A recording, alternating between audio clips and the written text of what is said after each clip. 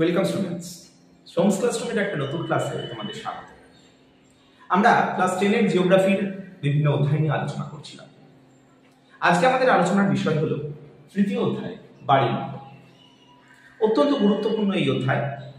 এই অধ্যায় থেকে 1 নম্বর, 2 নম্বর, 3 নম্বর, 5 নম্বর সমস্ত রকম প্রশ্নই আমাদের পরীক্ষায় আসার সম্ভাবনা রয়েছে। এই অধ্যায়ের দুটো ভাগ আমরা আলোচনা করতে পারি। একটা হচ্ছে সমুদ্র স্রোত, আরেকটা হচ্ছে জোয়ার ভাটা। তো আজকে আমাদের বেসিক্যালি এই পর্বটার আলোচনার বিষয়বস্তু হচ্ছে সমুদ্র স্রোত। তো পুরো পর্বটা খুব মন দিয়ে দেখবে। সমুদ্র স্রোত থেকে কি কি ধরনের প্রশ্ন আসতে পারে আর কি ধরনের তার লেখা হবে, সমুদ্র স্রোত বিষয়টা কি, তার প্রভাব, তার কারণ, কি করে সৃষ্টি হচ্ছে, এই সমস্ত বিষয় নিয়ে আজকের পর্বে আলোচনা করব। প্রথমে আসি আমরা সমুদ্র স্রোত কি। সমুদ্র স্রোত বলতে আমরা যেটা বুঝি সেটা হচ্ছে সমুদ্রের উপকূলবর্তী অঞ্চল দিয়ে কন্টিনিউয়াসলি সারা বছর ধরে সমানভাবে একই গতিবেগে একই দিকে যে জলপ্রবাহ প্রবাহিত হচ্ছে তাকে আমরা সমুদ্র স্রোত বলি। এই সমুদ্র স্রোত আর সমুদ্র তরঙ্গ এই দুটি বিষয় কিন্তু ভিন্ন। সমুদ্র স্রোত হলো বায়ু প্রবাহ, পৃথিবীর আবর্তন, কোরিওলিস বল, সমুদ্র জলের উষ্ণতা, সমুদ্র জলের লবণতা ঘনত্ব, এই সবকিছুর তারতম্যের জন্য আমরা দেখতে পাই যে সমুদ্রের এক প্রান্ত থেকে আরেক প্রান্ত পর্যন্ত নিয়মিতভাবে নির্দিষ্ট পথে নির্দিষ্ট দিকে প্রবাহিত হচ্ছে জলপ্রবাহ। একেই আমরা বলে থাকছি সমুদ্র স্রোত। এই সমুদ্র স্রোত স্বাভাবিকভাবেই দু প্রকার হচ্ছে, উষ্ণ স্রোত এবং শীতল স্রোত। সাধারণত মেরু অঞ্চলের দিক থেকে যে স্রোতগুলো প্রবাহিত হয়ে আসছে সেগুলোকে আমরা বলে থাকছি শীতল স্রোত, আর নিরক্ষীয় অঞ্চলের দিক থেকে যে স্রোতগুলো প্রবাহিত হচ্ছে সেগুলোকে আমরা বলছি উষ্ণ স্রোত। এই উষ্ণ স্রোত এবং শীতল স্রোত এটা পরস্পরের সঙ্গে মিলিত হচ্ছে কোথায় এসে? নাতিশীতোষ্ণ অঞ্চলে এসে। আরেকটা ভাগ আমরা করতে পারি, সেটা হচ্ছে পৃষ্ঠস্রোত এবং অন্তঃস্রোত। যখন উষ্ণ স্রোত বিশেষ করে সেটা খুব হালকা হয় বলে সমুদ্র জলের উপরিতল দিয়ে প্রবাহিত হয়, তাকে আমরা বলে থাকি হচ্ছে পৃষ্ঠস্রোত। আর শীতল স্রোত তুলনামূলকভাবে ভারী হয় বলে সেটা একটু গভীর জলের মধ্যে দিয়ে প্রবাহিত হয়, তাই তাকে আমরা বলি অন্তঃস্রোত। এই হচ্ছে মোটামুটি সমুদ্র স্রোত। তবে আমাদের মধ্যে অনেক সময় সমুদ্র স্রোত আর সমুদ্র তরঙ্গের মধ্যে একটা পার্থক্যের ব্যাপার থাকে, সেই জিনিসটা একটু বুঝে নিতে হবে। মনে করো তুমি পুরী বা দীঘার সৈকতে গেছো, সমুদ্র সৈকতে সমুদ্রের পাড়ে সি বিচে তুমি দাঁড়িয়ে আছো, একের পর এক ঢেউ এসে তোমার পায়ের কাছে আছড়ে পড়ছে। এই যে জলের প্রবাহ এসে আছড়ে পড়ছে এটাকে কিন্তু আমরা বলছি সমুদ্র তরঙ্গ বা সমুদ্রের ঢেউ, যেটা মূলত উপকূলবর্তী অঞ্চলের জায়গা থেকেই তৈরি হচ্ছে এবং আস্তে আস্তে সমুদ্রের গভীরতা কমছে বলে তার জন্য সেই জলোচ্ছ্বাসটা উপর দিকে উঠে এসছে। গভীর সমুদ্রে গেলে কিন্তু আমরা এইরকম তরঙ্গ, এইরকম ঢেউ লক্ষ্য করতে পারবো না সেখানে। আর সমুদ্র স্রোত কি? এই সমুদ্র স্রোতটা হচ্ছে উপকূলের সঙ্গে সমান্তরালে প্রবাহিত হওয়া একটা প্রবাহ এবং কন্টিনিউয়াসলি নির্দিষ্ট দিকে নির্দিষ্টভাবে, যদিও একটা ব্যতিক্রম রয়েছে কিন্তু সেটা বাদ দিলে নির্দিষ্ট দিকে নির্দিষ্টভাবে সারা বছর প্রবাহিত হচ্ছে, নির্দিষ্ট গতিতে প্রবাহিত হচ্ছে, সেটাই হচ্ছে সমুদ্র স্রোত। তো এই সমুদ্র স্রোত এবং সমুদ্র তরঙ্গের যে পার্থক্য আমাদের বইতে আছে, ভালো করে মুখস্থ রাখবে, 2 মার্কসের জন্য প্রশ্নটা আসতে পারে। এরপর আমরা চলে আসি সমুদ্র স্রোতের সৃষ্টির কারণ নিয়ে আলোচনায়। প্রথমেই যে কারণটার কথা আমরা বলবো সেটা হচ্ছে বায়ু প্রবাহ। এটা অনেক সময় টেস্ট পেপারে লক্ষ্য করবে যে একটা শর্ট প্রশ্ন, খুব গুরুত্বপূর্ণ শর্ট প্রশ্ন এটা আছে যে সমুদ্র স্রোত সৃষ্টির প্রধান কারণ কি? তার উত্তর হচ্ছে বায়ু প্রবাহ। এবং বলা হলো আরো ডেসক্রিপটিভলি সেটা হচ্ছে নিয়ত বায়ু প্রবাহ। আমরা পড়েছি বায়ু প্রবাহ বিভিন্ন রকমের হতে পারে, সেটা নিয়ত বায়ু প্রবাহ হতে পারে, সাময়িক বায়ু প্রবাহ হতে পারে, আকস্মিক বায়ু প্রবাহ হতে পারে। নিয়ত বায়ু প্রবাহকে যে 3টে ভাগে আমরা ভাগ করতে পারি, সেই 3টে ভাগকে অর্থাৎ আয়ন বায়ু, মেরু বায়ু এবং পশ্চিমা বায়ু, এই 3টে বায়ু প্রভাবে মূলত সমুদ্র স্রোতের উৎপত্তি হচ্ছে। তাই বায়ু প্রবাহ অত্যন্ত গুরুত্বপূর্ণ একটা ম্যাটার করছে, অত্যন্ত গুরুত্বপূর্ণ একটা ফ্যাক্টর সমুদ্র স্রোত সৃষ্টির ক্ষেত্রে। এই 3টে বায়ু প্রবাহের, নিয়ত বায়ু প্রবাহের প্রভাবে কিন্তু সমুদ্র স্রোত প্রবাহিত হচ্ছে। তবে একটা বিষয় মাথায় রাখতে হবে যে বায়ুর প্রবাহের যে গতি আর সমুদ্র স্রোতের যে গতি, এই দুটো গতি কিন্তু একই নয়, অনেকটাই কম থাকে। এটা মূলত বায়ু যে প্রবাহিত হচ্ছে সমুদ্র জলের সঙ্গে যে ঘর্ষণ তৈরি করছে, সেই ঘর্ষণের প্রভাবে জল এক জায়গা থেকে আরেক জায়গায় মুভ করছে, তাকে আমরা বলছি বায়ু প্রবাহ। সেই বায়ু প্রবাহের দ্বারাই সমুদ্র স্রোতের সৃষ্টিটা হচ্ছে। নেক্সট টপিকে আমরা আসি পৃথিবীর আবর্তন ও কোরিওলিস বল। আমরা জানি পৃথিবীর আবর্তন গতি রয়েছে এবং সেই আবর্তন গতির জন্য কোরিওলিস বলের উৎপত্তি হচ্ছে। যে কোনো ঘূর্ণায়মান বস্তুরই কেন্দ্র থেকে কেন্দ্র বহির্মুখী একটি বলের উৎপন্ন হয়। আমরা একটা বলকে যদি কিছুটা কাদা মাখিয়ে খুব জোরে স্পিন করিয়ে দিই, ঘুরিয়ে দিই, আবর্তন করাই, তাহলে সেই বলটা থেকে কাদাটা ছিটকে পড়বে। এই ছিটকে পড়ার একটা অন্যতম কারণ হচ্ছে বলটি যখন আমি আবর্তন করছি তখন বলের ভেতর থেকে কেন্দ্র থেকে একটা শক্তি উৎপন্ন হচ্ছে যেটা বলের পরিধিতে গিয়ে ধাক্কা মারছে এবং তার ফলে সেই বলের গায়ে আলগা হয়ে আটকে থাকা যে কাদা, সেই কাদাটা ছিটকে যাচ্ছে। ঠিক সেরকম ভাবে পৃথিবীর আবর্তনের জন্য পৃথিবীর গায়ে আলগা হয়ে থাকা বায়ু প্রবাহ, বায়ু এবং জল, সমুদ্র, এদের উপরে একটা প্রভাব পড়ছে। আর তার প্রভাবেই আমরা দেখছি যে এই জলপ্রবাহ এবং সমুদ্র স্রোতের গতি বিক্ষেপ ঘটছে।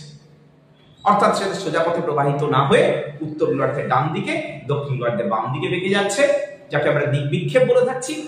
বিজ্ঞানী ডি কোরিওলিস এটা আবিষ্কার করেছিলেন, তাই একে কোরিওলিস বল বলা হচ্ছে এবং গতি বিক্ষেপের এই ব্যাপারটাকে আবিষ্কার করেছিলেন ফেরেল, তাই একে ফেরেলের সূত্র বলা হয়ে থাকে। তাহলে যে কেন্দ্রমুখী শক্তিটা, কেন্দ্র বহির্মুখী যে শক্তি উৎপন্ন হচ্ছে তাকে আমরা বলে থাকছি কোরিওলিস বল বা কোরিওলিস শক্তি, যেটা কিন্তু সমুদ্র স্রোত সৃষ্টির একটা অন্যতম কারণ বলা যায়। নেক্সট টপিকে চলে আসি, সমুদ্র জলের উষ্ণতা। আমরা জানি স্বাভাবিকভাবে পৃথিবীর সকল জায়গায় উষ্ণতা সমান নয়, কোথাও উষ্ণতা বেশি, কোথাও উষ্ণতা কম। নিরক্ষীয় অঞ্চলে উষ্ণতা অনেক বেশি, মেরু অঞ্চলের দিকে যত আমরা যাচ্ছি নিরক্ষীয় অঞ্চল থেকে উষ্ণতা কমতে থাকছে, কারণ সূর্যের তির্যক ভাবে পতিত হওয়ার জন্য, সূর্যরশ্মি তির্যক ভাবে পতিত হওয়ার জন্য। তো এর ফলেই আমরা দেখছি যে নিরক্ষীয় অঞ্চলে উষ্ণতা কিন্তু জলের বেশি, আর যতই নিরক্ষীয় অঞ্চল থেকে আমরা মেরু অঞ্চলের দিকে যাব এই জলের উষ্ণতা কিন্তু ক্রমাগত কমতে থাকবে। আর তাই জন্যই কিন্তু আমরা দেখছি যে মেরু অঞ্চলের দিকে উষ্ণ জল, এই শীতল জল, আর নিরক্ষীয় অঞ্চলের দিকে উষ্ণ জল। আর জলের সবসময় একটা ধর্ম হচ্ছে সে কি করতে চাইছে, তার উষ্ণতাটাকে সমান করতে চাইছে। তাই মেরু অঞ্চলের দিক থেকে জল নিরক্ষীয় অঞ্চলের দিকে, আর নিরক্ষীয় অঞ্চলের দিক থেকে উষ্ণ জল মেরু অঞ্চলের দিকে যাওয়ার চেষ্টা করছে এবং তার ফলে সমুদ্র স্রোতের সৃষ্টি হচ্ছে। পরের কারণে আমরা বলতে পারি সমুদ্র জলের লবণতা এবং ঘনত্ব। এই লবণতা আর ঘনত্বের একটা সমানুপাতিক সম্পর্ক আমরা বলতে পারি। সমুদ্র জলের লবণতা যেখানে বেশি, ঘনত্বও বেশি। লবণতা যদি কম হয় তাহলে ঘনত্বও কম। একটা গ্লাসের মধ্যে তোমরা যদি কিছুটা লবণ নিয়ে তারপরে সেটাকে খুব ভালো করে গুলিয়ে দাও, তাহলে দেখবে জলটা একটু তুলনামূলক সাধারণ জলের থেকে, মানে লবণ মুক্ত জলের থেকে একটু ভারী। কেন? তার কারণ তার লবণতা বেশি, তার ঘনত্ব বেশি। আর এই বেশি ঘনত্বের জল চাইছে কম ঘনত্বের দিকে যেতে, কম ঘনত্বের জল চাইছে বেশি ঘনত্বের দিকে যেতে, তার জন্যই কিন্তু সমুদ্র স্রোতের উৎপত্তি হচ্ছে। তাহলে পৃথিবীব্যাপী বিভিন্ন সাগর মহাসাগরে আমরা যে দেখছি লবণতা এবং ঘনত্বের একটা তারতম্য রয়েছে, সেই তারতম্যটার জন্যই কিন্তু এই অবস্থা তৈরি হচ্ছে। এবার চলে আসি বরফের গলন, বৃষ্টিপাত এবং বাষ্পীভবন। এটাও সমুদ্র সৃষ্টির একটি গুরুত্বপূর্ণ কারণ আমরা বলা যেতে পারে। এই কারণগুলোকেও কোন একটা অঞ্চলে যখন বরফের গলন হচ্ছে, আমরা জানি যে গ্লোবাল ওয়ার্মিং এর প্রভাবে মেরু অঞ্চলের, আন্টার্কটিকা অঞ্চলে বা মেরু অঞ্চলের বরফের গলন দ্রুত গতিতে হচ্ছে। আর এই গলন বৃদ্ধি পাওয়ার ফলে জলের পরিমাণ বাড়ছে, তার ফলে মেরু অঞ্চলের অতিরিক্ত জল সেটা চলে আসছে নিরক্ষীয় অঞ্চলের দিকে। ফলে এর ফলে আমরা বলতে পারি যে সমুদ্র স্রোতের সৃষ্টি হচ্ছে। আমরা বলতে পারি বৃষ্টিপাতের জন্য। আমরা জানি নিরক্ষীয় অঞ্চলে বৃষ্টিপাতের পরিমাণ সবচেয়ে বেশি, সারা বছর ধরে বৃষ্টিপাত হয়ে থাকে। ক্রান্তীয় অঞ্চলেও প্রচুর বৃষ্টিপাত হয়ে থাকে। ফলে এই অঞ্চলে বৃষ্টিপাত যত বেশি হচ্ছে, প্রচুর জলও এসে মিশছে সমুদ্রের সঙ্গে, সমুদ্র জলের সঙ্গে, জলের পরিমাণ বৃদ্ধি পাচ্ছে, তার ফলে এখান থেকে জলটা মেরু অঞ্চলের দিকে যাচ্ছে। তাহলে এইভাবে নিরক্ষীয় অঞ্চল থেকেও কিন্তু অতিরিক্ত বৃষ্টিপাতের জন্য অতিরিক্ত জল হয়ে যাওয়ার জন্য সেটা মেরু অঞ্চলের দিকে প্রবাহিত হচ্ছে। আমরা বলতে পারি উপকূলের আকৃতি। এটা মূলত উপকূলের আকৃতির পয়েন্টটাকে সমুদ্র স্রোতের উৎপত্তি না বলে দিক পরিবর্তনের জন্য কারণ হিসাবে আমরা বলতে পারি। কোনো একটা জায়গায় সমুদ্র উপকূল যদি সোজা না হয়, সমান্তরাল না হয়, যখন টার্ন নেয় ডান দিকে বা বাম দিকে টার্ন নেয়, তখন সমুদ্র স্রোতও কিন্তু সেই উপকূলের আকৃতির জন্য ডান দিকে বা বাম দিকে টার্ন নিতে বাধ্য হয়, এবং তখন সেখানে একটা নতুন স্রোত সৃষ্টি হচ্ছে। ফলে এইভাবে উপকূলের আকৃতির পরিবর্তনের জন্য কিন্তু সমুদ্র স্রোতের দিক পরিবর্তন হচ্ছে এবং নতুন করে সমুদ্র স্রোত তৈরি হচ্ছে। এরপরে ঋতু পরিবর্তন, এই কারণটা আমরা বলতে পারি আমাদের মৌসুমী স্রোতের ক্ষেত্রে প্রযোজ্য। আমরা জানি মৌসুমী বায়ু দু প্রকার হয়ে থাকে, দক্ষিণ পশ্চিম মৌসুমী বায়ু এবং উত্তর পূর্ব মৌসুমী বায়ু। এই উভয় প্রকার মৌসুমী বায়ু যখন যখন আমরা দেখতে পাচ্ছি গ্রীষ্মকাল, দক্ষিণ পশ্চিম মৌসুমী বায়ু বঙ্গোপসাগরের দিক থেকে, ভারত মহাসাগরের দিক থেকে ভারতের দক্ষিণ পশ্চিম প্রান্ত দিয়ে ক্রমাগত ভারতের অভ্যন্তরে প্রবেশ করছে। এই সময় মৌসুমী স্রোত সেটা এই বায়ুর প্রভাবে আরব সাগরের প্রান্ত দিয়ে ভারতবর্ষের দক্ষিণে কন্যাকুমারিকা হয়ে বঙ্গোপসাগর পর্যন্ত বিস্তার লাভ করে। তার গতির পথটা হয় এটা, আফ্রিকার সোমালি উপকূল থেকে শুরু হচ্ছে এবং তারপর আরব সাগরের উপকূল ধরে ঘুরে এসে ভারত মহাসাগর হয়ে কন্যাকুমারিকা অন্তর্ভুক্ত হয়ে বঙ্গোপসাগর হয়ে ইন্দোনেশিয়া পর্যন্ত বিস্তার লাভ করছে। এই দিকে তার গতিটা হচ্ছে কোন সময়? গ্রীষ্মকালে, যে সময় দক্ষিণ পশ্চিম মৌসুমী বায়ু প্রবাহিত হচ্ছে। আবার যখন শীতকাল, যখন উত্তর পূর্ব মৌসুমী বায়ু প্রবাহিত হচ্ছে, সেই সময় এই বায়ুটাই আবার ঠিক ইউটার্ন নিয়ে নিচ্ছে, একদম 180 ডিগ্রি ঘুরে ইন্দোনেশিয়ার দিক থেকে বঙ্গোপসাগর হয়ে কন্যাকুমারিকা হয়ে আরব সাগর হয়ে সোমালি উপকূল পর্যন্ত যাচ্ছে। এই ব্যতিক্রমী স্রোতটাকে আমরা দেখতে পাচ্ছি, যেটা সারা বছর একটা নির্দিষ্ট দিকে প্রবাহিত না হয়ে বছরের মধ্যে 6 মাস একদিকে, 6 মাস তার বিপরীত দিকে প্রবাহিত হয়।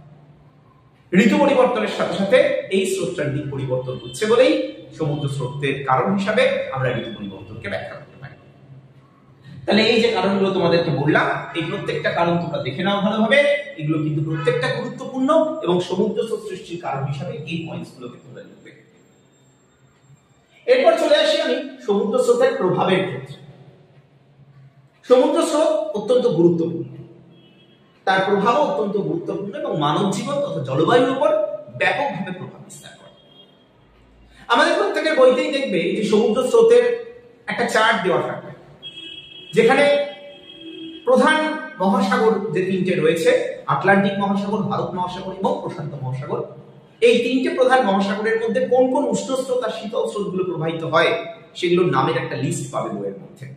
সেই লিস্টটা অবশ্যই মুখস্থ রাখবে, এখান থেকে কিন্তু শর্ট প্রশ্ন একটা দিতে পারে। যেমন যে কোনো একটা মহাসাগরের নাম তুলে দিয়ে বলতে পারে যে এই মহাসাগরের একটি উষ্ণ স্রোত ও একটি শীতল স্রোতের নাম লেখো, বা যে কোনো একটা স্রোতের নাম উল্লেখ করে বলতে পারে এটি কোন মহাসাগরের কি জাতীয় স্রোত।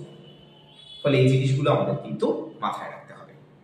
সমুদ্র স্রোতের প্রভাব, এই প্রভাবের ক্ষেত্রে আমরা দেখব যে সমুদ্র স্রোত মানব জীবনে নানাভাবে প্রভাব বিস্তার করছে। তার মধ্যে আমরা দেখতে পাবো জলবায়ুর উপর প্রভাব, জলবায়ু পরিবর্তনের উপর প্রভাব এবং মগ্নচড়া সৃষ্টি। এই তিনটে ক্ষেত্রেই সমুদ্র স্রোতের প্রভাব কিন্তু অত্যন্ত গুরুত্বপূর্ণ, ভালো করে আমাদের পড়তে হবে।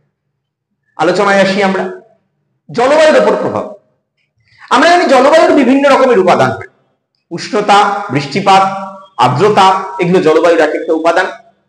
এবং এই উপাদানগুলোর ভিত্তিতে যদি আমরা বলি তাহলে আমরা দেখতে পাবো যে উষ্ণতা, কোন সমুদ্র স্রোত কোন একটা উপকূলবর্তী অঞ্চলের পাশ দিয়ে প্রবাহিত হচ্ছে, ধরে নাও তুমি বসে আছো, আমি তোমার গায়ের পাশ দিয়ে কিছুটা গরম জল ঢেলে দিলাম, গরম জল হয়তো তোমার গায়ে লাগলো না, কিন্তু তোমার একটা কিন্তু উষ্ণতা অনুভব, গরম লাগলো, একটা তাপ সেটা ছড়িয়ে পড়লো। ঠিক সেরকম ভাবে সমুদ্রের উপকূলবর্তী অঞ্চল দিয়ে যদি আমরা দেখতে পাই উষ্ণ সমুদ্র স্রোত প্রবাহিত হচ্ছে, তাহলে কিন্তু সেইখানে কোস্টাল এরিয়াতে উপকূলবর্তী অঞ্চলে উষ্ণতা বৃদ্ধি পাবে। আবার উল্টোটাও একই রকম, যদি শীতল স্রোত প্রবাহিত হয় তাহলে সমুদ্রের উপকূলবর্তী অঞ্চলগুলির উষ্ণতা হ্রাস পাবে। তাহলে এইভাবে আমরা দেখবো উষ্ণতার উপরে কিন্তু ব্যাপকভাবে প্রভাব বিস্তার করেছে। দেখবে উদাহরণ সহযোগে যদি আমরা বলতে চাই, আমরা ল্যাব্রাডর স্রোতের কথা বলতে পারি আটলান্টিক মহাসাগরে, যে স্রোতটি একটি শীতল স্রোত এবং এই স্রোতের প্রভাবে ল্যাব্রাডর উপকূলের উষ্ণতা অত্যাধিক কম হচ্ছে। ফলে এইটা কিন্তু অত্যন্ত গুরুত্বপূর্ণ। আবার উল্টো দিকে আমরা বলতে পারি উত্তর আটলান্টিক স্রোতের কথা, উত্তর আটলান্টিক ড্রিফট বলি যেটাকে আমরা। এই স্রোতের প্রভাবে আমরা কি দেখতে পাচ্ছি যে নরওয়ের উপকূলে যেটা একদম পুরো মেরু অঞ্চলের কাছাকাছি উপমেরু অঞ্চলে অবস্থান করছে, সারা বছর বরফে ঢেকে থাকার কথা, কিন্তু অদ্ভুতভাবে সেখানকার সমুদ্র কিন্তু বরফ মুক্ত থাকছে। কেন বরফ মুক্ত থাকছে? তার কারণ এখানে উত্তর আটলান্টিক ড্রিফট, যেটা একটা উষ্ণ স্রোত, সেটা প্রবাহিত হচ্ছে। তাই জন্য এখানকার বরফ গলিয়ে দিচ্ছে, সারা বছর এখানে জাহাজ চলাচল করতে পারছে এই বন্দরগুলোতে। বৃষ্টিপাতের উপর একটা প্রভাব আছে। কোন একটা অঞ্চলে উষ্ণ স্রোত প্রবাহিত হলে তার উপরে যে উষ্ণ বায়ু থাকে তার মধ্যে প্রচুর জলীয় বাষ্প থাকে, আর সেই জলীয় বাষ্পের প্রভাবে কিন্তু বৃষ্টিপাত সংঘটিত হচ্ছে উপকূলবর্তী অঞ্চল। আর যদি শীতল স্রোতের উপর দিয়ে যে শীতল বায়ুপুঞ্জ থাকছে তার মধ্যে জলীয় বাষ্প থাকছে না, ফলে সেখানে বৃষ্টিপাতের পরিমাণ অনেক কম হচ্ছে। আমরা বলতে পারি তুষারপাতের ক্ষেত্রে, তুষারপাত সেটাও সমুদ্র স্রোত অনেকটাই নিয়ন্ত্রণ করতে পারছে। বিশেষ করে শীতল সমুদ্র স্রোতগুলো বিপুল পরিমাণে শীতল শুষ্ক বাতাস নিয়ে এসে তুষারপাত সৃষ্টিতে সাহায্য করে। কোন একটা অঞ্চলের উষ্ণতাটাকে এতটাই কমিয়ে দিচ্ছে যে সেখানে তুষারপাতের সম্ভব ঘটনা ঘটছে। আমরা বলতে পারি মরুভূমি সৃষ্টির ক্ষেত্রে, কালাহারি মরুভূমি, যার পাশ দিয়ে বেঙ্গুয়ালা স্রোত, শীতল বেঙ্গুয়ালা স্রোত প্রবাহিত হয়, সেই শীতল বেঙ্গুয়ালা স্রোত যেটা কুমেরু স্রোতের একটা শাখা, সেই বেঙ্গুয়ালা স্রোত কি করছে? কালাহারি মরুভূমি সৃষ্টি করতে সাহায্য করছে। কারণ এই স্রোতটা অত্যন্ত শীতল হওয়ার জন্য এই স্রোতের মধ্যে জলীয় বাষ্প থাকছে না। এই স্রোতের যে ওপরে যে বায়ুপুঞ্জ, সেই বায়ুপুঞ্জতে জলীয় বাষ্প থাকছে না, ফলে বৃষ্টিপাতের অভাবে কালাহারি মরুভূমি সৃষ্টি হচ্ছে। এছাড়া সাহারা মরুভূমির ক্ষেত্রেও আমরা স্রোতের প্রভাব দেখতে পাই। কুয়াশা ঝড়ঝঞ্ঝা, এটা কখন হচ্ছে? নাতিশীতোষ্ণ অঞ্চল। একদিক থেকে উষ্ণ স্রোত, আরেক দিক থেকে শীতল স্রোত পরস্পর সে মিলিত হলো। উষ্ণ স্রোতের উপরে উষ্ণ বায়ুপুঞ্জ, শীতল স্রোতের উপরে শীতল বায়ুপুঞ্জ, দু প্রকার বায়ুপুঞ্জ পরস্পর ধাক্কা লাগলো, বিপরীত ধর্মী বায়ুপুঞ্জ হওয়ার জন্য সেখানে একটা ঘূর্ণিঝড়ের মতন পরিস্থিতি তৈরি হলো। ঝড় ঝঞ্ঝা, বৃষ্টিপাত, কুয়াশা এগুলো তৈরি হলো সেখানে। এই জন্য এই অঞ্চলগুলোতে আমরা এরকম দেখতে পাচ্ছি। উদাহরণ হিসাবে আমরা ল্যাব্রাডর স্রোতের কথা বলতে পারি। ল্যাব্রাডর স্রোতের সঙ্গে যখন আমরা উপসাগরীয় স্রোত, উষ্ণ উপসাগরীয় স্রোত আর শীতল ল্যাব্রাডর স্রোত পরস্পর যখন ধাক্কা লাগছে, তখন এরকম পরিস্থিতির সৃষ্টি হচ্ছে। আমরা কুরেশীয় এবং ওয়েশীয় স্রোতের কথা বলতে পারি। যে দুটো স্রোত প্রশান্ত মহাসাগরের পশ্চিম উপকূলে রয়েছে, ধাক্কা লাগলে এইরকম অবস্থা তৈরি হচ্ছে। এগুলো তাহলে জলবায়ুর উপরে প্রভাবের ক্ষেত্রে বলা যায়। জলবায়ু পরিবর্তনের উপরে প্রভাব আছে। এল নিনো, লা নিনা এগুলোর উপরেও যথেষ্ট প্রভাব আছে সমুদ্র স্রোতের। আমরা জানি এল নিনো, লা নিনা এগুলো কি? এগুলো অ্যাকচুয়ালি হচ্ছে সমুদ্র স্রোত। এল নিনো কাকে বলে? এক প্রকার উষ্ণ সমুদ্র স্রোত হচ্ছে এল নিনো। পেরু বা হাম্বোল্ট স্রোত সারা বছর ধরে শীতল স্রোত রূপে প্রবাহিত হচ্ছে, কিন্তু দেখা যাচ্ছে 4-5 বছর অন্তর অন্তর এই পেরু উপকূলে এই পেরু স্রোতটি প্রবাহিত না হয়ে ঠিক উল্টো দিক থেকে একটা উষ্ণ স্রোত প্রবাহিত হতে থাকে। ডিসেম্বর মাসে যার উৎপত্তি হয়, এই স্রোতটাকে আমরা বলে থাকছি এল নিনো। আর এই এল নিনোর প্রভাব আমরা জানি ভারতবর্ষ পর্যন্ত পৌঁছে যায়। সারা পৃথিবীতে এল নিনোর প্রভাব থাকে। কারণ যে বছর এল নিনো সৃষ্টি হবে, এই পেরু উপকূলে যে বছর এল নিনো সৃষ্টি হবে, সে বছর ভারতবর্ষে খরা সৃষ্টি হবে, বৃষ্টিপাতের পরিমাণ কম হয়। তার কথা আমরা এখানে দেখতে পাচ্ছি। এরপরে আসি মগ্নচড়া সৃষ্টি। অত্যন্ত গুরুত্বপূর্ণ একটা বিষয় মগ্নচড়া সৃষ্টি। কেন? কারণ উষ্ণ স্রোত আর শীতল স্রোত যখন ধাক্কা লাগছে, তখন শীতল স্রোতের সঙ্গে বাহিত যে হিমশৈল, হিমশৈল কি মনে আছে নিশ্চয়ই? আমরা প্রথম অধ্যায়ে হিমবাহ পড়তে গিয়ে মহাদেশীয় হিমবাহের কথা পড়েছিলাম। সেই মহাদেশীয় হিমবাহের যে টুকরো টুকরো অংশগুলো, ভাঙা ভাঙা যায় অংশগুলো, বরফের টুকরোগুলো, সেগুলো জলের মধ্যে ভাসতে থাকে হিমশৈল রূপে, যেগুলোর মাত্র ছোট্ট একটা অংশ, 9 ভাগের মধ্যে 1 ভাগ জলের উপরে থাকে, বাকি অংশটা পুরোটা জলের নিচে থাকে। এই যে বিশাল আকৃতি বরফের স্তূপগুলো, সেগুলো শীতল স্রোতের সঙ্গে ভাসতে ভাসতে চলে আসে, এসে যখন উষ্ণ স্রোতের সংস্পর্শে আসে, তখন এই বরফের চাইগুলো গলে যায়। আর গলে যেতে যেতে তার মধ্যে যে নুড়ি কাপড় বালিগুলো থাকে, সেগুলো জলের তলায় থিতিয়ে পড়ে। এইভাবে থিতিয়ে পড়তে পড়তে জলের তলায় একটা চড়া সৃষ্টি হচ্ছে, যে চড়াটাকে আমরা মগ্নচড়া নামকরণ করছি। তাহলে সেই মগ্নচড়ার কথা এখানে আমরা জানতে পারছি। এই মগ্নচড়াগুলো বাণিজ্যিকভাবে অত্যন্ত গুরুত্বপূর্ণ। তার কারণে এই মগ্নচড়াগুলোতে প্রচুর পরিমাণে প্ল্যাঙ্কটন জন্মায়। বিভিন্ন ধরনের সামুদ্রিক মৎস্য এই প্ল্যাঙ্কটনের বা খাদ্যের খোঁজে চলে আসে এই মগ্নচড়া অঞ্চলগুলোতে, আর মানুষ এই মগ্নচড়া অঞ্চলগুলোতে মাছ ধরতে যায়। পৃথিবীর বিখ্যাত সমস্ত মগ্নচড়া অঞ্চল যেগুলো রয়েছে, সেগুলো এক একটা সামুদ্রিক মৎস্যচারণ ক্ষেত্র হিসাবে গড়ে উঠেছে। যেমন আমরা গ্র্যান্ড ব্যাংকের কথা বলতে পারি, জর্জেস ব্যাংকের কথা বলতে পারি। এগুলো প্রত্যেকটা গুরুত্বপূর্ণ, ভালো করে তৈরি রাখতে হবে। তাহলে নম্রচরের অর্থনৈতিক গুরুত্ব সম্পর্কেও আমরা দেখলাম, যেটা অ্যাকচুয়ালি সমুদ্র স্রোতের একটা প্রভাব। এছাড়া সমুদ্র স্রোত থেকে আর তিনটে টপিক আমাদের ভালো করে পড়ে নিতে হবে। এক নম্বরে আমরা আসছি হিমপ্রাচীর। হিমপ্রাচীর কি? উষ্ণ স্রোত আর শীতল স্রোত যখন পরস্পরের সাথে মিলিত হচ্ছে, তখন বেশ কিছু দূর পর্যন্ত তারা মিলিত না হয়ে পরস্পরের বিপরীত দিকে এগিয়ে যেতে থাকে। এটা কেন হয়? ঘনত্বের পার্থক্যের জন্য। উভয় প্রকার স্রোতের যেহেতু ঘনত্বের পার্থক্য, তাই জন্য পরস্পরের বিপরীতে এগিয়ে যায়, এবং তখন উষ্ণ স্রোত আর শীতল স্রোতের মাঝখানে যে কাল্পনিক প্রাচীর দেখতে পাচ্ছি আমরা, তাকেই আমরা নামকরণ করছি হিমপ্রাচীর।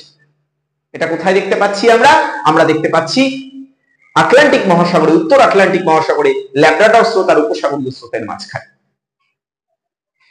শৈবাল সাগর যখন একটা মহাসাগরের মধ্যে আমরা দেখতে পাচ্ছি তার উপকূলবর্তী অঞ্চলের চারপাশ দিয়ে চক্রাকারে, বৃত্তাকারে বিভিন্ন স্রোতগুলো প্রবাহিত হচ্ছে, তখন তাদের ঠিক মধ্যবর্তী স্থানটা স্রোতবিহীন থাকে, আর এই অংশে বিভিন্ন শৈবাল, জলজ আগাছা এগুলো সব জমা হতে থাকে। এই জায়গাটাকেই আমরা বলি শৈবাল সাগর, বা ইংরেজিতে বলা হয় সার্গাসো সি, সার্গাসো সি। এটা ভালো করে রাখবে মাথার মধ্যে। আর লাস্ট টপিকে আমরা আসি জায়োর। এটা হচ্ছে ঘূর্ণায়মান একটা অবস্থা। এই যে বিভিন্ন সমুদ্র অঞ্চলে, সমুদ্রের মধ্যে আমরা দেখছি যে উপকূলবর্তী অঞ্চল দিয়ে স্রোতগুলো ঘূর্ণায়মান হচ্ছে, এই যে ঘূর্ণায়মান অবস্থা 3-4টে স্রোত মিলে তৈরি হচ্ছে, তাকেই আমরা জায়োর বলে থাকছি। একটা ঘূর্ণাবর্তের মতন অবস্থা তৈরি করছে, তাকেই আমরা জায়োর বলে থাকছি। তো এই হচ্ছে আমাদের সমুদ্র স্রোতের টপিকের আলোচনা আমরা করলাম। এই বিষয়গুলো তোমাদেরকে ভালো করে পড়তে হবে, কারণ তার প্রভাব, আর বেশ কতগুলো টপিকের কথা বলেছি, সেগুলো ভালো করে পড়বে। উষ্ণ স্রোত, শীতল স্রোতের পার্থক্য মনে রাখবে, সমুদ্র স্রোত, সমুদ্র তরঙ্গের পার্থক্য মনে রাখবে। এগুলো প্রত্যেকটা খুবই গুরুত্বপূর্ণ হবে। এই হচ্ছে টোটাল আমাদের সমুদ্র স্রোত অংশটা। ক্লাস 10 জিওগ্রাফির তৃতীয় অধ্যায় বাড়িমণ্ডল, এই অধ্যায়টাকে আমরা দুটো ভাগে ভাগ করে আলোচনা করব। এর আগে আমরা আমাদের যে আগের পর্বটা আলোচনা হয়েছে, সেখানে আমরা সমুদ্র স্রোত নিয়ে আলোচনা করেছি। এই পর্বে আমরা মূলত জোয়ার ভাটা নিয়ে আলোচনা করব। এই জোয়ার ভাটা কি? জোয়ার ভাটা বলতে আমরা মূলত যেটা বুঝি সেটা হচ্ছে যে সমুদ্র জলের একটা ছন্দময় উত্থানকে আমরা জোয়ার এবং পতনকে ভাটা বলছি। এর পেছনে কারণ কি? মূলত চাঁদ এবং সূর্যের মহাকর্ষ শক্তি এর পেছনে দায়ী। তো এই জোয়ার ভাটা সংক্রান্ত বিভিন্ন তথ্য আজকের পর্বে আলোচনা হবে, সুতরাং পুরো পর্বটা ভালোভাবে মন দিয়ে দেখবে। আর জোয়ার ভাটা থেকে খুঁটিনাটি সমস্ত প্রশ্ন নিয়ে আমি অরিজিৎ স্যার আজকে আলোচনা করব তোমাদের সাথে জোয়ার ভাটার কারণ থেকে শুরু করে ফলাফল এবং অন্যান্য প্রশ্নগুলো। তো প্রথমেই আমরা যে আলোচনায় আসি সেটা হচ্ছে জোয়ার ভাটার কারণ প্রসঙ্গে। এই জোয়ার ভাটার সৃষ্টি হচ্ছে কেন, তার দুটো কারণকে আমরা আইডেন্টিফাই করেছি। প্রথম কারণে আমরা বলছি চাঁদ এবং সূর্যের মহাকর্ষ শক্তির প্রভাব, আর দ্বিতীয় কারণে আমরা বলছি কেন্দ্রাতিক বলের প্রভাব। চাঁদ এবং সূর্যের মহাকর্ষ শক্তির প্রভাবটা কিরকম ভাবে হচ্ছে?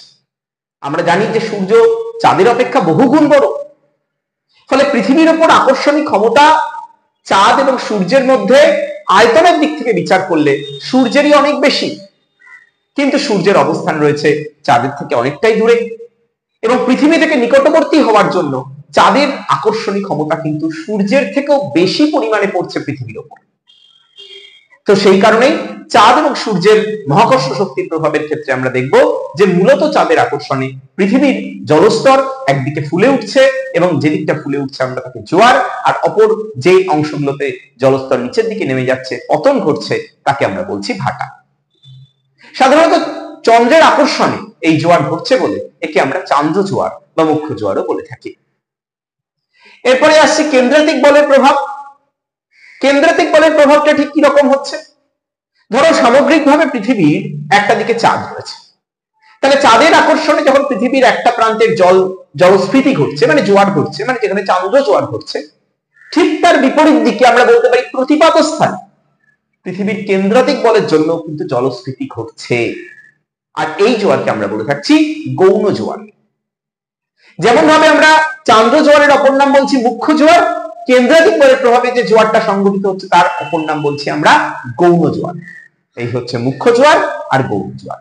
অর্থাৎ যখন কোনো একটা জায়গায় জোয়ার হয়, তখন ঠিক তার প্রতিপাদ স্থানটিতেও কিন্তু জোয়ার হয়। মুখ্য জোয়ারের বিপরীত দিকে গৌণ জোয়ার, গৌণের বিপরীত দিকে মুখ্য জোয়ার, এইরকম ভাবেই সংঘটিত হচ্ছে। তাহলে তোমাদের মনে প্রশ্ন জাগতে পারে, দুটো জায়গাতেই যদি জোয়ার হয় তাহলে ভাটা কোথায় হচ্ছে? ঠিক তার সমকোণ দুটো জায়গা। মানে এই যে গোল পৃথিবী, তার একদিকে যখন জোয়ার হচ্ছে, ধরলাম পূর্ব দিকে জোয়ার হচ্ছে, পশ্চিম দিকে জোয়ার হচ্ছে, তাহলে তার উত্তর আর দক্ষিণ যে দুটো সমকোণ অঞ্চল আছে, এই দুটো জায়গায় হবে ভাটা। আমরা ছবিটার মধ্যে এখানে দেখতে পাচ্ছি যে এই দুটো জায়গা দেখো ফুলে উঠেছে পৃথিবীর। এদিকে চাঁদের আকর্ষণের জন্য জোয়ারের সৃষ্টি হচ্ছে, এদিকে সূর্যের জন্য জোয়ার এবং কেন্দ্রাতিক বলের জন্য জোয়ার হচ্ছে। কিন্তু এই দুটো জায়গা, এই উত্তর দিক আর দক্ষিণ দিক কিন্তু ছোট চ্যাপটা এঁকেছি আমি, তার কারণ বুঝতে চাইছি যে এখানে জলের পতন ঘটেছে, অর্থাৎ ভাটা সৃষ্টি হচ্ছে। তাহলে এইভাবেই পৃথিবীতে চাঁদ এবং সূর্যের আকর্ষণে মহাকর্ষ শক্তির জন্য জোয়ার ভাটা হচ্ছে এবং কেন্দ্রাতিক বলের জন্য জোয়ার ভাটা হচ্ছে। পরের টপিকে চলে আসবো আমরা মরা কোটাল এবং ভরা কোটাল। এটাকে মরা জোয়ার ভরা জোয়ারও বলা হয়ে থাকে। সমগ্র মাসের মধ্যে নির্দিষ্ট কিছু দিনে এই মরা জোয়ার এবং ভরা জোয়ার আমরা দেখতে পাই। প্রথমে আলোচনায় আসি আমরা ভরা জোয়ার প্রসঙ্গে। আমরা জানি একটা বাংলা মাসের, মানে যে বৈশাখ জ্যৈষ্ঠ আষাঢ় শ্রাবণ বাংলা ক্যালেন্ডারের বিভিন্ন মাসগুলো, এই প্রত্যেকটা মাসে একটা দিন পূর্ণিমা এবং একটা দিন অমাবস্যা হয়ে থাকে। এই পূর্ণিমা এবং অমাবস্যার দিন চাঁদ, সূর্য আর পৃথিবী এদের অবস্থান কিরকম থাকে এই চিত্রের মধ্যে তোমরা লক্ষ্য করতে পারছো নিশ্চয়ই। আমি এখানে পূর্ণিমার দিন কিভাবে পরিস্থিতি থাকে আর অমাবস্যার দিন পরিস্থিতি কি থাকে এই দুটো ছবিকে তুলে ধরেছি, তোমরা খেয়াল করবে। আমরা দেখতে পাচ্ছি পূর্ণিমার দিন মধ্যবর্তী স্থানে থাকছে পৃথিবী, তার একদিকে থাকছে চাঁদ, আরেকদিকে থাকছে সূর্য। আর অমাবস্যার ক্ষেত্রে মধ্যবর্তী স্থানে থাকছে চাঁদ, একদিকে পৃথিবী, আরেকদিকে সূর্য। এই দুটো দিনেই ভরা জোয়ার বা ভরা কোটাল হচ্ছে, কিন্তু কেন? তার ব্যাখ্যায় আসি। পূর্ণিমার দিন যখন পৃথিবী থাকছে মাঝখানে, তার একদিকে থাকছে চাঁদ, একদিকে থাকছে সূর্য, এইরকম একটা পরিস্থিতি। বাই দ্য ওয়ে, এই যে সিচুয়েশনটা তৈরি হচ্ছে, চাঁদ, পৃথিবী এবং সূর্যের যে একটা সরল রৈখিক অবস্থান, তাকে আমরা বলে থাকি ভৌগোলিক পরিভাষায় সিজিগি। এই সিজিগি মাসের মধ্যে দুটো দিন তৈরি হয়, পূর্ণিমার দিন এবং অমাবস্যার দিন। প্রতি মাসে এই পরিস্থিতি তৈরি হচ্ছে এবং পূর্ণিমা আর অমাবস্যার দিনকেই এই সিজিগি পরিস্থিতি তৈরি হয়, আর এই দুটো দিনেই ভরা কোটালের সৃষ্টি হয়। তো ভরা কোটাল কিভাবে তৈরি হচ্ছে? এখানে সাধারণত চাঁদের আকর্ষণে পৃথিবীর আমরা দেখতে পাচ্ছি একটা দিকে জোয়ারের সৃষ্টি হচ্ছে, একইভাবে উল্টো দিকটাতে কিন্তু পৃথিবীর কেন্দ্রাতিক বলের জন্য জোয়ারের সৃষ্টি হবে, পাশাপাশি আবার ওখানে সূর্য থাকার জন্য সূর্যের আকর্ষণেও জোয়ারের সৃষ্টি হবে। তার মানে আমরা এখানে দেখতে পাচ্ছি এই যে সিচুয়েশনটা, এই জায়গায় কেন্দ্রাতিক বলের জন্য যেমন হচ্ছে জোয়ার, তেমন সূর্যের জন্য জোয়ার হচ্ছে। আবার এই জায়গাটাতে চন্দ্রের জন্য যেমন জোয়ার হচ্ছে, তেমন কেন্দ্রাতিক বলের জন্য জোয়ার হচ্ছে। তাহলে একই সাথে আমরা কি দেখতে পাচ্ছি? একটা মুখ্য জোয়ার, একটা গৌণ জোয়ার একই সাথে কার্যকরী হয়ে উঠছে। তাই অন্যান্য যে জোয়ারের দিনগুলো বা অন্যান্য মাসের দিনগুলো অন্যান্য জোয়ারের থেকে 20% বেশি শক্তিশালী হচ্ছে এই জোয়ার। তাই একে আমরা বলে থাকছি ভরা জোয়ার বা ভরা কোটাল। অমাবস্যার দিন যদি আমরা খেয়াল করি, তাহলে আমরা কি দেখতে পাবো? যে পৃথিবীর একই দিকে চাঁদ এবং সূর্যের অবস্থান, অর্থাৎ পৃথিবীর এই যে প্রান্তটি, সেই প্রান্তটি যেমন চাঁদের আকর্ষণ হচ্ছে, সূর্যেরও আকর্ষণ হচ্ছে, ফলে এইখানে জোয়ারের মাত্রা কিন্তু অনেকটাই বেশি হচ্ছে। এবং এর বিপরীত দিকটা, সেদিকেও কিন্তু চাঁদ এবং সূর্যের কেন্দ্রাতিক বলের জন্য এখানেও জোয়ারের সৃষ্টি হচ্ছে। তাহলে এদিকে যেমন মুখ্য জোয়ার দেখতে পাচ্ছি একই সাথে দুটো, এদিকে দুটো একই সাথে গৌণ জোয়ার দেখতে পাবো। তাই অন্যান্য জোয়ারের দিনের থেকে এই দিনেও কিন্তু জোয়ারের মাত্রা বেশি, এবং বলা ভালো পূর্ণিমার দিনের থেকেও কিন্তু অমাবস্যার জোয়ারের মাত্রা বেশি। আমাদের খুব কমন একটা প্রশ্ন আসে 3 নম্বরে, যে পূর্ণিমা এবং অমাবস্যার মধ্যে কোন দিন জোয়ারের মাত্রা বেশি হয় এবং কেন হয়? উত্তরে কি বলবো? অমাবস্যার দিন জোয়ারের মাত্রা বেশি হচ্ছে, এবং তার কারণটা হচ্ছে যেহেতু অমাবস্যার দিন পৃথিবীর একই দিকে চাঁদ এবং সূর্যের অবস্থান থাকছে, তাই সেই দিকে শক্তিটা, মহাকর্ষ শক্তি অনেক বেশি হচ্ছে, তাই সেই দিকে জোয়ারের জলটা বেশি স্থিত হয়ে বেশি শক্তিশালী জোয়ার সৃষ্টি হচ্ছে। তাহলে এটা, এই দুটো পরিস্থিতিকে আমরা বলে থাকছি ভরা কোটাল। আর মরা কোটাল কোন দিনটাকে বলবো? আমরা জানি বাংলা মাসের 30টা দিন যদি ধরি, কোন কোন মাসে 31 দিনও হয় বাংলা মাসের ক্ষেত্রে। এই 30টা দিনের মধ্যে 15 দিন শুক্লপক্ষ আর 15 দিন কৃষ্ণপক্ষ, এই দুটো পক্ষে আমরা ভাগ করি। 15 দিন শুক্লপক্ষ, 15 দিন কৃষ্ণপক্ষ। এবং এই শুক্লপক্ষের মধ্যে সপ্তমী অষ্টমী এরকম থাকে, মানে সপ্তম দিন অষ্টম দিন থাকে। আবার কৃষ্ণপক্ষের মধ্যেও সপ্তমী অষ্টমী এরকম থাকে। এই যে সপ্তমী কিংবা অষ্টমীর দিন, বিশেষ করে সপ্তমীর দিন সাধারণত হয়ে থাকে, প্রত্যেকটা মাসেই দুবার করে সপ্তমী আসে, দুবার করে অষ্টমী আসে। আমরা যদিও পুজোর সময়টা সপ্তমী অষ্টমীটা মনে রাখি, দুর্গাপুজোর সময়টা, বাকি সময়টা হয়তো আমরা অতটা খেয়াল থাকে না, কিন্তু প্রত্যেক মাসেই কিন্তু দুবার করে শুক্লপক্ষ এবং কৃষ্ণপক্ষতে সপ্তমী অষ্টমী আসছে। আর এই সপ্তমী এবং অষ্টমীর দিন আমরা দেখতে পাচ্ছি চাঁদ সূর্য পৃথিবী আসলে একটা সমকোণ অবস্থানে থাকছে, মানে এখানে থাকছে পৃথিবী, এই দিকে থাকছে চাঁদ, আর এই দিকে থাকছে সূর্য, ফলে একটা সমকোণ অবস্থান তৈরি হচ্ছে। তাহলে এখানে চাঁদের আকর্ষণে যখন এখানে জোয়ারের সৃষ্টি হচ্ছে, সূর্যের জন্য তখন এখানে ভাটা, আবার সূর্যের জন্য যখন এখানে জোয়ারের সৃষ্টি হচ্ছে, চাঁদের জন্য তখন সূর্যের জন্য তখন এখানে ভাটা সৃষ্টি হবে। তাহলে একই সাথে একটা জোয়ার এবং একটা ভাটা একই সাথে কার্যকরী হচ্ছে। চাঁদের আকর্ষণে যখন এই দিকটায় জোয়ার হবে, জলস্ফীতি ঘটবে, সূর্যের যেহেতু এটা প্রতিবাদ স্থান না, সূর্যের যেহেতু এটা সমকোণ স্থান, তাই জন্য কিন্তু এইখানে সে চেষ্টা করবে ভাটা করা। তাহলে একটা মুখ্য জোয়ারের মধ্যে যদি একটা ভাটার প্রবেশ ঘটে, তাহলে জলস্ফীতি অন্যান্য দিনের থেকে একটু কম হবে। আবার একই ঘটনা ঘটছে অন্য দিনটাতেও, সূর্যের আকর্ষণে এখানে জোয়ার হওয়ার কথা, কিন্তু চাঁদের জন্য এখানে জলস্ফীতি কিছুটা কম হলে ভাটা সৃষ্টি করার চেষ্টা করবে, তাই সেখানে জলস্ফীতি কম হবে। তাই এই রকম অবস্থাটাকে সপ্তমী এবং অষ্টমীর দিনটাকে আমরা বলে থাকছি মরা জোয়ার বা মরা কোটাল। তাহলে এই ছবি ভরা জোয়ার মরা জোয়ার খুব ভালো করে পড়বে, ইম্পর্টেন্ট প্রশ্ন কিন্তু। নেক্সট টপিকে আমরা চলে আসি, জোয়ার ভাটার সময়ের ব্যবধান। এই জিনিসটাও খুব ইম্পর্টেন্ট। পৃথিবীতে আমরা জোয়ার ভাটার যে সময়ের ব্যবধান গড় হিসাবে আমরা একটা ধরে থাকি হয়তোবা যে 6 ঘন্টা পর পর সমস্ত কিছু, মানে কোনো একটা জায়গায় ভাটা হলো, তার মানে পুরো 24 ঘন্টার মধ্যে আমরা দেখতে পাবো একবার মুখ্য জোয়ার, একবার গৌণ জোয়ার, এইরকম ভাবে তৈরি হচ্ছে। কিন্তু এই যে সময়টা, সেই সময়ের একটা গুরুত্বপূর্ণ ব্যবধান রয়েছে, সেই ব্যবধানটা একটু আমাদের বুঝে নিতে হবে। আমরা যদি দেখতে পাই, আজকে কোনো একটা জায়গায় যখন জোয়ারের সৃষ্টি হচ্ছে, ধরো এই হচ্ছে পৃথিবী, এই হচ্ছে চাঁদ, তাহলে আজকে এই জায়গাটায় পৃথিবীর এই অংশটায় মুখ্য জোয়ার সৃষ্টি হলো, এটা হচ্ছে মুন আর এটা হচ্ছে আর্থ, এই অংশটায় মুখ্য জোয়ার সৃষ্টি হলো। পৃথিবী 24 ঘন্টায় আবর্তন করে আবার এখানে ফিরে আসলো, এই বিন্দুটা পৃথিবী আবর্তন করছে 24 ঘন্টায়, 24 ঘন্টা পর এই বিন্দু আবার এখানে ফিরে আসলো। কিন্তু ফিরে এসে এখানে কি আর চাঁদকে পাবে? পাবে না। চাঁদও তো পৃথিবীর চারদিকে 27.3 দিনে একবার পরিক্রমণ করে আসছে। সেই হিসেব মতন প্রতি 24 ঘন্টায় চাঁদ কিন্তু প্রায় 13 ডিগ্রি পথ এগিয়ে গেছে, প্রায় 13 ডিগ্রি পথ চাঁদ কিন্তু এগিয়ে গেছে। অর্থাৎ ওই সেম পজিশন যেখানে আজকে সকাল 6টার সময় জোয়ার হয়েছিল, সেই অংশটা যখন আবার ওই 24 ঘন্টা পর আগের জায়গায় আসলো, এসে দেখলো চাঁদ নেই। চাঁদের সামনে ওই জায়গাটাকে আসতে গেলে আরো 13 ডিগ্রি পথ অতিক্রম করতে হবে। সেই 13 ডিগ্রি পথ অতিক্রম করতে পৃথিবীর কত সময় লাগবে? আমরা ক্লাস 9 এ অঙ্কে করেছিলাম 1 ডিগ্রি পথ যেতে সময় লাগে 4 মিনিট, তাহলে 13 ডিগ্রি পথ 4 13 52 মিনিট সময় লাগবে। সুতরাং আজকে সকাল 6টার সময় যদি কোথাও একটা জোয়ার হয়, কালকে সকাল 6টা 52 মিনিটে আবার সেখানে জোয়ার হবে। এইভাবে প্রতিদিন 52 মিনিট করে জোয়ারের সময়টা কিন্তু অ্যাডেড হয়ে যাচ্ছে, এগিয়ে যাচ্ছে। তো এটাকেই আমরা বলে থাকছি জোয়ার ভাটার ব্যবধান। এইটা হচ্ছে একটা মুখ্য জোয়ার থেকে আরেকটা মুখ্য জোয়ারের ব্যবধান, তাহলে আমরা দেখলাম 24 ঘন্টা 52 মিনিট। একইভাবে একটা মুখ্য জোয়ার থেকে একটা গৌণ জোয়ারের ব্যবধানটা তার অর্ধেক হয়ে যাচ্ছে, অর্থাৎ 12 ঘন্টা 26 মিনিট। একইভাবে আবার একটা জোয়ার থেকে একটা ভাটার দূরত্বটা অর্ধেক হয়ে যাচ্ছে, মানে 6 ঘন্টা 13 মিনিট। এইভাবে একটা গড় হিসেব আমরা জোয়ার ভাটার ব্যবধানের ক্ষেত্রে দেখতে পাই। কিন্তু এর পুঙ্খানুপুঙ্খ হিসাব বইয়ের মধ্যে দেওয়া আছে, খুব ভালো করে সেখানটা পড়বে এবং মুখস্থ রাখতে হবে। ছবিটাও আঁকতে হবে, এরকম একটা ছবি তোমরা দেখবে প্রত্যেকের বইতে আছে, এই ছবিটাও কিন্তু এঁকে দিতে হবে যদি প্রশ্নটা আসে জোয়ার ভাটার সময়ের ব্যবধান আলোচনা করো। নেক্সট টপিকে যদি আসি আমরা, তাহলে আমরা দেখতে পাবো অ্যাপোজি পেরিজি।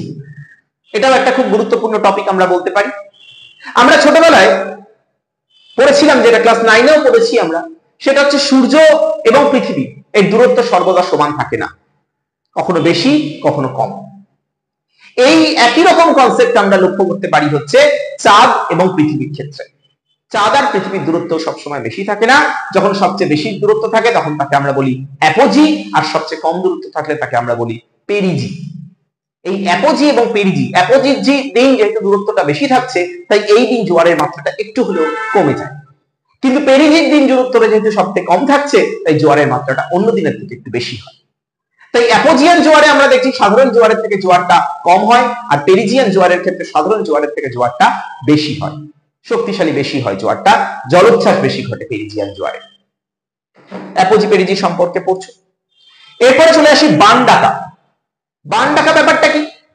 সেটা হচ্ছে একটা জিনিস কিন্তু মাথায় রেখো, আমরা যদিও অনেক সময় নদীতে, সমুদ্রের কাছাকাছি সাধারণত যদি আমরা থাকি তাহলে নদীর গুলোর মধ্যে আমরা জোয়ারের জল ঢুকে আসতে দেখতে পাই, কিন্তু আদতে জোয়ার ঘটে সমুদ্রে। নদীর মোহনা যদি ফানেল আকৃতির হয় তখন জোয়ারের জল প্রচুর পরিমাণে সমুদ্রের দিক থেকে নদীর দিকে, উৎসের দিকে চলে আসতে শুরু করে, এটাকেই আমরা বলে থাকি বান ডাকা। অর্থাৎ যে সমস্ত নদীর মোহনা ফানেল আকৃতির, অনেক চওড়া, সেখানে সমুদ্রের জল অনেকটা বেশি পরিমাণে জোয়ারের সময় নদীর ভেতরের দিকে ঢুকে আসে, ফলে নদীর যে নির্দিষ্ট যেদিকে গতি তার উল্টো দিকে জলটা ভেতর দিকে আসতে থাকে, একে আমরা বলে থাকি বান ডাকা। আর এই বান ডাকা সৃষ্টি হলে যথেষ্ট ভয়ঙ্কর অবস্থার সৃষ্টি হয়। কলকাতার আশেপাশে বা দক্ষিণ চব্বিশ পরগনার আশেপাশে, সুন্দরবন এলাকায় বান ডাকার ব্যাপক গভীর প্রভাব পড়ে, জলস্ফীতি ঘটে, সাধারণত জলমগ্ন হয়ে পড়ে বিভিন্ন অঞ্চলগুলি, জলযানের ক্ষেত্রে, চলাচলের ক্ষেত্রে বাধা সৃষ্টি হয়, এই সমস্যাগুলো তৈরি করে। আর সারাসারির বান, বান ডাকার সাথেই আরেকটা গুরুত্বপূর্ণ টপিক আমরা বলতে পারি সারাসারির বান। এটা আমরা বলে থাকি হচ্ছে বর্ষাকালে। বর্ষাকালে এমনিতেই নদীতে জলের পরিমাণ অনেক বেশি থাকে, সেই সময় অমাবস্যার দিন যদি দেখা যায় যে তীব্র জলস্ফীতি ঘটছে, জোয়ারের জলস্ফীতি ঘটছে, তখন কিন্তু আমরা দেখি যে জোয়ারের জল এবং নদীর অতিরিক্ত জল দুটো মিলে বন্যা সৃষ্টি করে, দুপুর ছাপিয়ে বন্যা সৃষ্টি হয়, এটাকেই আমরা সারাসারি বান বলে থাকি। লাস্ট টপিক আমরা যেটা বলবো সেটা হচ্ছে সুফল এবং কুফল। জোয়ার ভাটার কিছু সুফল এবং কুফল বইতে আছে, সেগুলো খুব ভালো করে পড়বে। জোয়ার ভাটার সুফল কুফল 3 মার্কসের প্রশ্ন হিসাবে আসতে পারে। আমি তো একটা বলে দিই, যেমন জোয়ারের সুফল হিসাবে আমরা বলতে পারি যে জোয়ার যখন আসছে নদীতে পলির পরিমাণটা কিন্তু অনেকটাই জোয়ারটা সরিয়ে দিচ্ছে, ফলে বিভিন্ন সমুদ্র থেকে যখন নদীর অভ্যন্তরে প্রবেশ করে বিভিন্ন বড় বড় জাহাজগুলো, তারা জোয়ারের জন্য অপেক্ষা করে। জোয়ার আসলে কি হয়, নদীতে মোহনা অঞ্চলে জলের স্ফীতি ঘটছে, জলের উচ্চতা বৃদ্ধি পাচ্ছে, নদীর গভীরতা বৃদ্ধি পাচ্ছে, তার ফলে কিন্তু জাহাজগুলো সহজেই চলে আসতে পারছে। আবার ভাটার সময় উল্টোটা হচ্ছে, তারা সমুদ্রের দিকে চলে যাচ্ছে, এটা একটা সুবিধা বলা যেতে পারে। জোয়ার ভাটার শক্তিকে কাজে লাগিয়ে আমরা জানি যে বিদ্যুৎ তৈরি করার একটা পরিকল্পনা করা হচ্ছে এবং বিভিন্ন জায়গায় উপকূলবর্তী অঞ্চলগুলোতে এগুলো করা হচ্ছে। এছাড়া কুফল রয়েছে, জোয়ার ভাটার প্রভাবে জমি লবণাক্ত হয়ে পড়ে, অতিরিক্ত জোয়ারের প্রভাবে যে জলস্ফীতি ঘটছে তার ফলে উপকূলবর্তী অঞ্চলের জমিগুলো জলোচ্ছ্বাসের মধ্যে চলে আসছে, লবণাক্ত বেড়ে যাচ্ছে, ফলে কৃষি সেখানে কিন্তু সমস্যার সৃষ্টি করছে। ফলে এইরকম বেশ কিছু সুবিধা অসুবিধা, এগুলো ভালো করে মুখস্থ রাখবেন। আমরা এখানে এসেই আজকে বায়ুমণ্ডল চ্যাপ্টার শেষ করলাম। আশা করি তোমরা বুঝতে পেরেছো। যদি কোনো প্রশ্ন থাকে নিশ্চয়ই আমায় কমেন্টে জানাবে, আর ভালো করে এটা পড়বে বাড়িতে। এখান থেকে প্রশ্ন কিন্তু পরীক্ষায় আসেই, আগামী পরীক্ষাতেও এখান থেকে প্রশ্ন আসবেই। সুতরাং ভালো করে মন দিয়ে পড়াশোনা করো। আজকে এখানেই।